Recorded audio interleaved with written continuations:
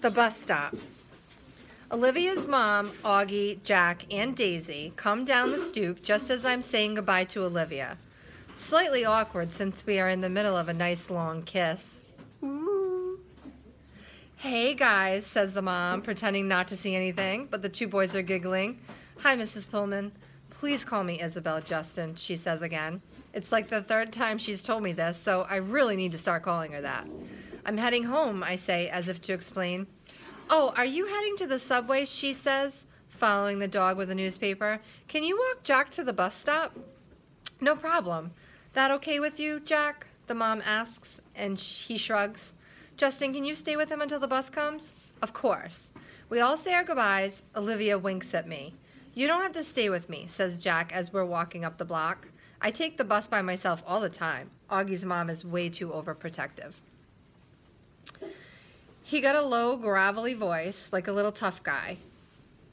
He kind of looks like one of those little rascal kids in old black and white movies, like he should be wearing a newsboy cap and knickers.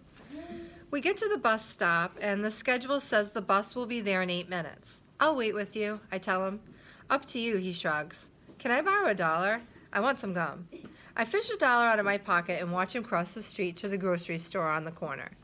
He seems too small to be walking around by himself, somehow. Then I think how I was that young when I was taking the subway by myself. Way too young. I'm going to be an overprotective dad someday. I know it. My kids are going to know I care.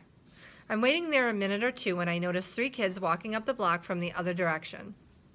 They walk right past the grocery store, but one of them looks inside and nudges the other 2, and they all back up and look inside. I can tell they're up to no good, all elbowing each other, laughing. One of them is Jack's height, but the other 2 look much bigger, more like teens. They hide behind the fruit stand in front of the store, and when Jack walks out, they trail behind him, making loud throw-up noises. Jack casually turns around at the corner to see who they are, and they run away, high-fiving each other and laughing. Little jerks. Jack crosses the street like nothing happened and stands next to me at the bus stop, blowing a bubble. Friends of yours? I finally say. Ha, he says. He's trying to smile, but I can see he's upset. Just some jerks from my school, he says. A kid named Julian and his 2 gorillas, Henry and Miles. Do they bother you like that a lot? No, they'd never done that before. They'd never do that in school or they'd get kicked out. Julian doesn't even live around here, so I guess it was just bad luck running into him. Oh, okay, I nod. It's not a big deal, he assures me. We both automatically look down Amesfort Avenue to see if the bus is coming. We're sort of in a war, he says after a minute, as if that explains everything. Then he pulls out this crumpled piece of loose leaf paper from his jean pocket and gives it to me. I unfold it and it's a list of names in 3 columns. He's turned the whole grade against me, says Jack. Not the whole grade, I point out, looking down at the list. He leaves me notes in my locker that say stuff like, everybody hates you. You should tell your teacher that. Jack looks at me like I'm an idiot and shakes his head. Anyway, you have all these neutrals, I say, pointing to the list. If you get them on your side, things will even up a bit. Yeah, well, that's really going to happen, he says sarcastically. Why not? He shoots me another look like I'm absolutely the stupidest guy he's ever talked to in the world. What? I say. He shakes his head like I'm hopeless. Let's just say, he says, I'm friends with someone who isn't exactly the most popular kid in the school. Then it hits me. What he's not coming out and saying, August.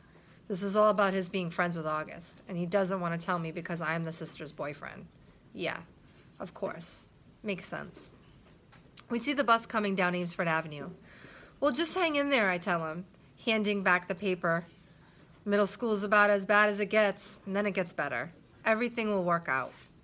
He shrugs and shoves the list back into his pocket. We wave by when he gets on the bus, and I watch it pull away. When I get to the subway station 2 blocks away, I see the same 3 kids hanging out in front of the bagel place next door.